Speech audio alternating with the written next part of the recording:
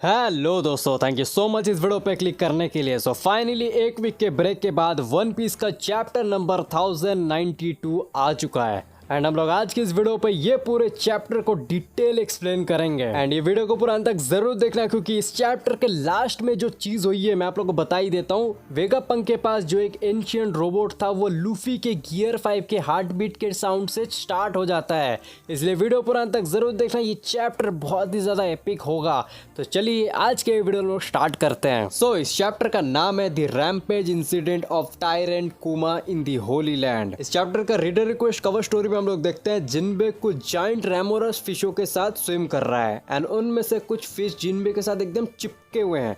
And अब start करते हैं चैप्टर। ये चैप्टर स्टार्ट होता है कुमा के साथ, जहाँ पे हम लोग बहुत दिन पहले देख रहे थे कि कुमा रेवोल्यूशनरी आर्मी के सामने से गायब होकर रेड लाइन चढ़ रहा है एंड हम लोग इस चैप्टर पे जान पाते हैं कि कुमा फाइनली ऊपर आ चुका है मेरिजोस पे। उसको वहाँ पे देख के वहाँ के सारे गार्ड कुमा पे अटैक कर रहे हैं उसको रोकने के लिए, लेकिन कुमा एक अपना उर्सा शॉक यूज करता है, उन सबको वाइप कर देता है। उसके बाद हम देखते हैं कि उसके सामने अकाइनो आ जाता है, कहता है कि तुम यहाँ पे क्या कर रहे हो, पिछले बार रेवोल्यूशनरी आर्मी और आज तुम इस जगह पे कुछ ज्यादा ही तबाही हो रही है। फिर हम देखते हैं कि कुमा के अटैक से एक दो सेलेशियल ड्रैगन भी थोड़े बहुत इंजर्ड हो गए हैं एंड उनमें से कोई एक सेलेशियल ड्रैगन नीचे पड़े हुए कोई सोल्जर के सर के ऊपर अपना पैर रख के कहता है कि कितने यूजलेस सोल्जर्स हैं। उसके बाद वो कहता है कि काइनू, मैंने लॉबस्टर मांगा था पिछले दिन रात को डिनर के लिए और यहाँ पे मैरिज वर्स के अंदर फूड सप्लाई का क्या होगा। इसी पे उनमें से कोई एक सेलेशियल ड्रैगन कहता है कि अरे ये सब कुछ छोड़ो, मैं इंजर्ड हूँ, ये कुमा जस्ट एक स्लेब है, इसको पकड़ो और इसको खत्म कर दो।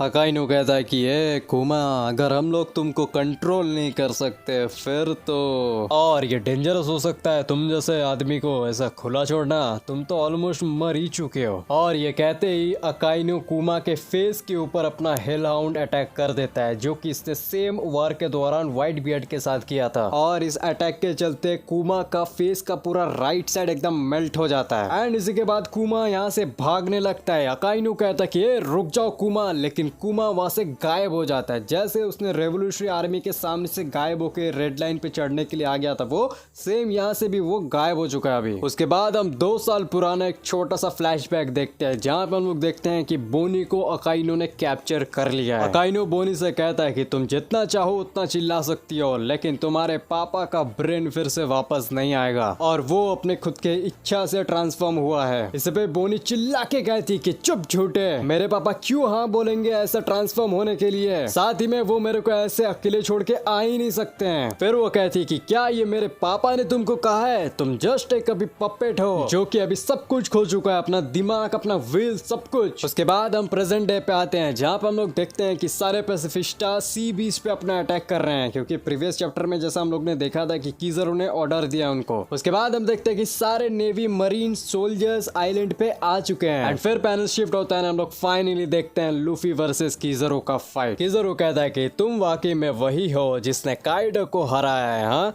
तुम तो बहुत कमाल की हो, लेकिन तुम्हारे जैसा एक पायरेट वेगापंक को क्यों प्रोटेक्ट कर रहा है, इसके पीछे रीजन क्या है। इस पे लूफी कहता है कि तुम ओल्ड मैन एप्पल को मारना क्यों चाहते हो एंड इसी के बाद कीजरो वहां से बहुत दूर उड़ के चला जाता है। लूफी देखता है कि अरे भाई ये कहाँ उड़ के चला गया है। कीजरो हवा में उड़ के कहता है कि ऑब्वियसली मैं उनको मारना नहीं चाहता हूँ, मैं वेगापंक को बहुत टाइम से जानता हूँ, इसलिए मेरे रास्ते पे मत आओ। एंड ये कह के कीजरो लूफी के सामने आता है, उसको बहुत ही खतरनाक किक मारता है जिससे लूफी एकदम उड़ जाता है एंड वेगाफोर्स 1 के थ्रू निकल जाता है एंड वेगाफोर्स 1 पूरा डिस्ट्रॉय हो जाता है। एंड आप लोग सोच रहे होंगे कि सनी का क्या हुआ क्योंकि वेगाफोर्स 1 ही उसको कैरी कर रहा था, तो यहाँ पे तो ज्यादा कुछ पता नहीं चला इस चैप्टर में, लेकिन स्पॉइलर में पता नहीं लिखा हुआ था कि सनी जो इस आइलैंड पे जितने भी क्लाउड से उसके ऊपर लैंड किया है, इसलिए सनी को ज्यादा कुछ हुआ नहीं है। वेगाफोर्स 1 का डिस्ट्रॉय होने के बाद फ्रैंकी, बोनी ये लोग सब शिप में थे ना, तो ये लोग नीचे गिरने लगते हैं। लिलिथ चिल्ला के कहती है फ्रैंकी बोनी रन, क्योंकि वो लोग देखते हैं कि उनके पीछे वेगाफोर्स 1 पूरा ब्लास्ट हो जाता है। उसके बाद लिलिथ कहती है कि डैम वेगाफोर्स 1 हमारा ड्रीम था, ये बहुत खराब हुआ, क्या 1000 सनी सही सलामत है। फ्रैंकी स्टेबल होके बहुत ज्यादा गुस्सा हो जाता है एंड चिल्ला के कहता है कीजरो यू बास्टर्ड। कीजरो बोनी को देख के कहता है कि तुम बहुत बड़ी हो चुकी हो, आजकल के बच्चे बहुत जल्दी ग्रो होते हैं। उसके बाद कीजरो बोनी को कहता है कि तुम भी उसके ऊपर एक ग्रज ग्रज रखती हो ना, मेरे को ऑर्डर्स मिला है कि उसको मारने का।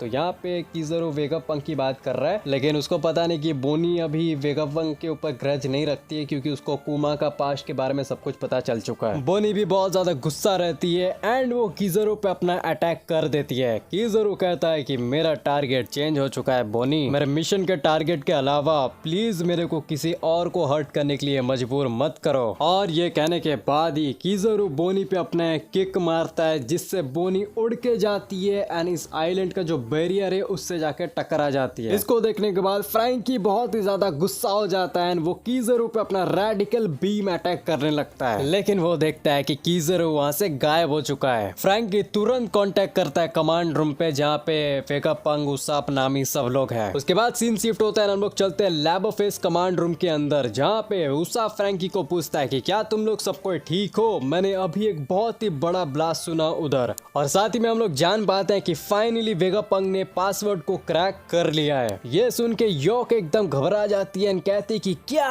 कैसे। उसके बाद वेगापंक फ्रैंकी को कहता है कि बैरियर सिस्टम अभी डिसेबल हो सकता है, क्या तुम लोग वेगा फोर्स 1 और 1000 सनी को लेकर आइलैंड के बैक साइड आ चुके हो। इस पे फ्रैंकी थोड़ा झिझक के कहता है कि हाँ उसी के बारे में। एंड तभी वेगापंक, नामी एंड ये लोग सब देखते हैं कि उनके बाजू में किज़रू आ चुका है। किज़रू आके ही कहता है कि तुम लोग का भागने का प्लान एकदम खत्म हो चुका है और तुम्हारा वो जायंट रोबोट तो एकदम तबाह हो चुका है। किज़रू को अपने बाजू में देख के वहाँ पे सब कोई पूरे घबरा जाते हैं। वेगापंक कहता है कि तुम कब आए, लेकिन लकीली वहाँ पे लूफी भी आ जाता है अपने गियर 5 में ट्रांसफॉर्म होके जायंट मोड में एंड किज़रू को आके ग्रैब कर लेता है अपने लेफ्ट हैंड से। किज़रू कहता है कि दैट हर्ट्स, और कहता है कि ये तो बहुत ही ज्यादा गर्म है। किज़रू थोड़ा इमोशनल होके कहता है कि ये मिशन मेरे लिए भी बहुत ही ज्यादा टफ है। इस पे वेगापंक थोड़ा झिझक के कहता है कि मैं ये सब कुछ बिल्कुल नहीं चाहता था, लेकिन क्या बोलूं ये सब कुछ। किज़रू कहता है कि तो फाइनली तुम आ ही गए। मतलब किज़रू यहाँ पे गियर 5 की बात कर रहे हैं एंड कह रहा है कि ओ तो यही थे रूमर्स। लूफी कहता है कि तुम्हारी हिम्मत कैसे हुई मेरे को इतनी दूर फेंकने की, मैं तो बैरियर को 2 बार क्रॉस कर लिया, मेरे को तो लगा मैं तो गया। एंड इस चैप्टर का जो सबसे इंपॉर्टेंट पार्ट है वो फाइनली आ चुका है। लूफी के गियर 5 के हार्ट बीट के साउंड के वजह से वेगापंक के पास जो एक एंशिएंट रोबोट था वो चालू हो जाता है एंड उसके आंखों से लाइट निकलने लगती है एंड यहीं पे ये चैप्टर खत्म होता है। सो आप लोगों को ये चैप्टर कैसा लगा जरूर कमेंट करना। एंड नेक्स्ट चैप्टर में ऑफकोर्स हम लोग को अच्छे खासे फाइट देखने को मिलेंगे, लूफी वर्सेस किज़रू का और भी ज्यादा फाइट